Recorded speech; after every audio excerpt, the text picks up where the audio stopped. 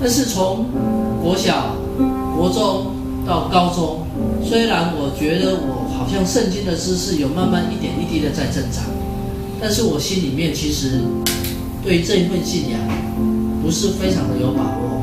我对于这一份信仰，其实我也没有特别感觉到它有什么特别的，就好像我身旁的所有其他的跟我一样年纪的孩子，他们家都有一个宗教，那我的宗教就是基督教，只是跟他们不一样而已。后来直到我进大学以后，大一的时候我去到学校，我们的学校有很多的团契，所以我就东逛一个西逛一个，有时候在这个团契，有时候在那另外一个团契，直到大一的下学期，学期快要结束的时候，有一天我们那个时候有一个大四的学长在这个查经班里面，他就把他们好几个学长就把我叫过去，跟我说，上了，我们很快就要毕业，但是你知道大四跟大一之间有2届，中间是断层，都没有基督徒，都没有基督徒。所以呢，当我们毕业以后，你升上大2，从那个时候开始，我希望你就负起这个责任来带查经班。我天哪，什么带查经班？我从小到大要我好好读圣经，我几乎都没有过。可能只有礼拜6的时候去到团契聚会的时候，那我们主日学我们的青少年团契也许会读一点圣经，但是我从来没有好好过每天固定的读经。这个时候学长居然要我说，以后这个查经班要交给你，因为我们那个时候都是同学们自己负责。我就跟学长说，我回去考虑一下。我考虑了1个礼拜，又回来的时候，学长又问我跟他说不行的，我圣经不熟哎。那个时候学长他们就跟我说，圣经不熟，我们现在可以开始用功，我们可以开始现在认真。但是他又说，因为我们这个小组接下来剩下的基督徒就只有你1个，其他很多都是慕道友，他们比你更没有概念。而且他又讲了一句话，你看到另外一个小组没有？他们有另外一个查经班，我们按的不同科系有不同查经班，有另外一个查经班，他们很多人。然后这学长问我说：“你知道他们为什么很多人吗？因为他们在几年前开始，有几个弟兄姐妹、几个学长，他们非常认真的带领这个查经班。那学长跟我说，如果我们愿意为这个查经班，我们愿意为这个小小的团契，我们愿意付上代价。”就会像圣经里面耶稣所说的，一粒麦子落在土里怎么样死了，它就会结出很多的籽芽。我那时候听一听说，哦，那你就是要我死就对了。可是那句话我听进去了，我回去想了好几天，我真的是很想拒绝，但是我没有办法拒绝，因为在我心里面有很多的矛盾，但是我知道我好像应该要接起这个责任。后来我就跟学长说好，那从那个大2开始，我就开始打查经班。各位弟兄姐妹，我们从小到大在教会里面长大，也许你们有很多人跟我一样，我希望你们比我更好，但是我也知道，其实我们有很多人，我们以前没有好好读过圣经，一直到我们领受了什么职分，一直领受了什么服事以后，我们开始要开始学着装备自己。我开始更认真的读圣经，我开始为着每个礼拜4，我如果没有记错，我们那个时候都是礼拜4聚会。我从礼拜1晚上、礼拜2晚上、礼拜3晚上，我都在准备带查经班的事情。从那时候开始，我渐渐的发现说，小时候主日学所学的那些东西，本来对我是很遥远的。可是当我愿意为了查经班，我开始愿意为了传福音的缘故，我自己好好读圣经，我发现这些话进到我心里面。当然也不是一下子就进步很快，我到现在印象有很深刻的，有一次有一个学弟，他突然晚上跑到我的宿舍找我说，学长，圣经里面有一句话叫做，你们要尝尝主恩的滋味，怎么样？便知道他是美善，便知道他是甘甜。然后这个学弟就问我说，那主恩的滋味是什么？他问我，我想了半天，我想不出来，我也不知道主恩的滋味是什么。不过后来我灵机一转，我跟他说，因为这句话是说啊，你们要自己尝尝主恩的滋味，你就知道它是甘甜嘛，所以你要自己去尝试啊。我跟你讲也没有用啊。他听听，他觉得很有道理，他就回去了。其实我也不太知道什么是主恩的滋味，但是就这样子一次又一次的经验当中，我慢慢的发现说，我虽然知道我自己不足，我对圣经的理解其实也很有限，可是我愿意花更多一点的时间来认识上帝的话。就这样一次又一次的，我发现上帝的话很多时候帮助我。渐渐的，我又发现一件事情是，我从小到大在教会里面，我不太有经历过了。因为我们的教会，我想可能那个时候开始已经有很多教会是这样，我们很少慕道友进到团契来，我们很少有以前没有听过福音的朋友进到教会来。所以我不太有经验说，当一个人他信了耶稣跟还没有信耶稣以前到底有什么差别。我自己本来就是在基督教的家庭，所以我们在教会里面，我们也大部分的其他的跟我一样的小孩子、青少年都是如此。可是当我在大学的这个查经班以后，我们这个查经班其实每一年都会有新生进来。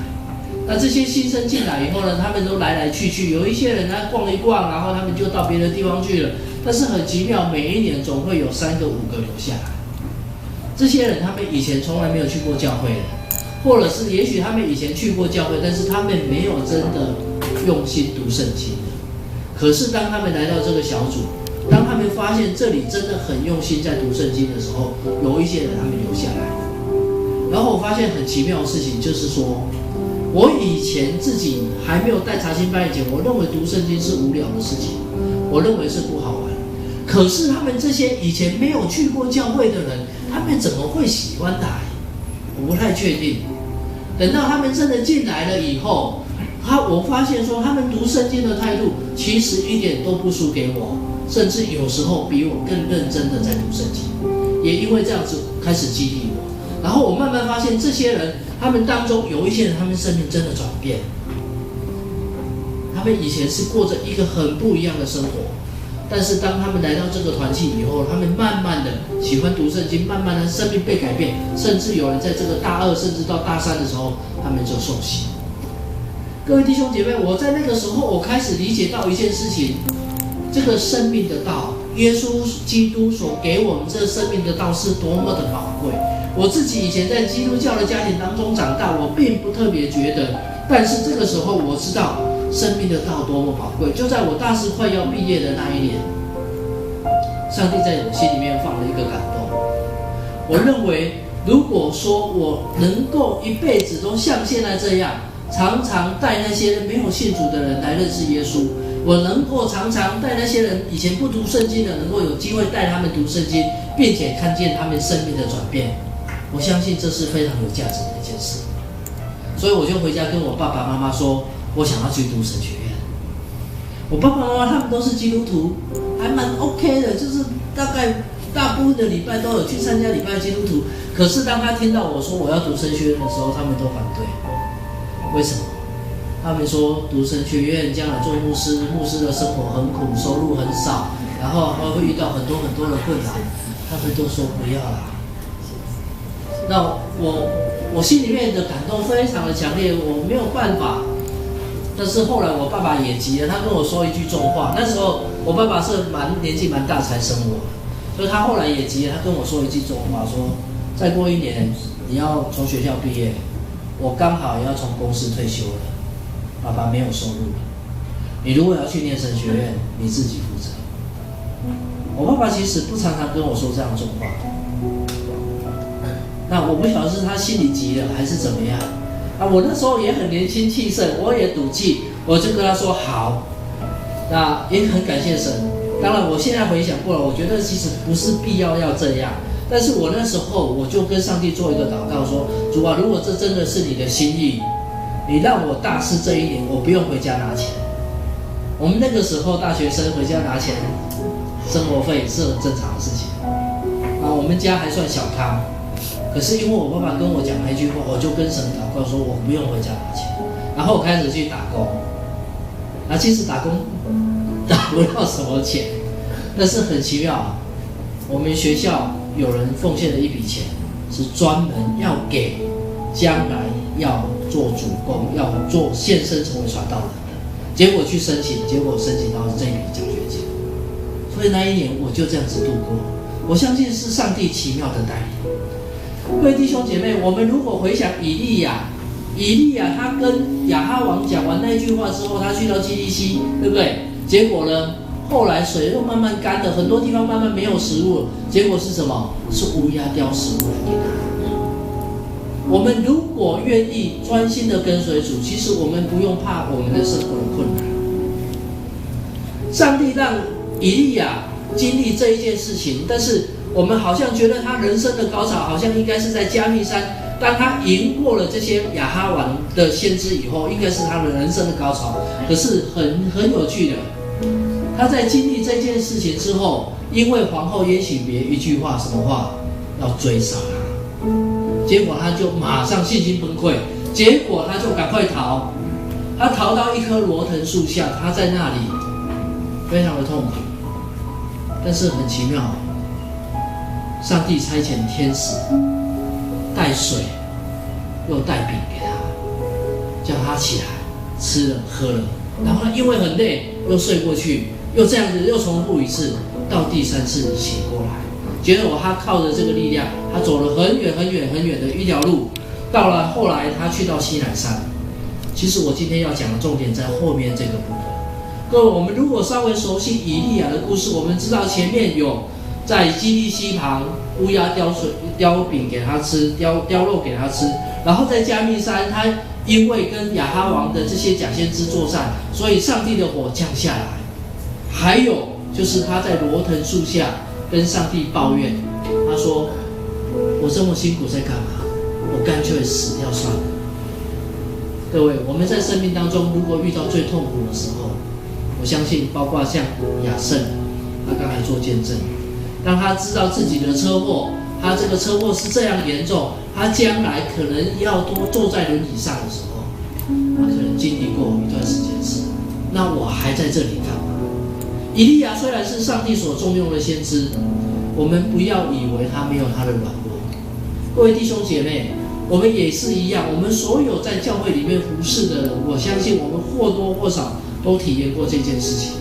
而我认为以利亚他的这一段故事里面，其实最精华的地方，不是在加密山他足坛，然后上天上的火降下来。其实我认为最经典，我认为最重要的是，当后来他去到何烈山那个山洞的时候，上帝来向他显现。先是有地震，有大风，然后有火。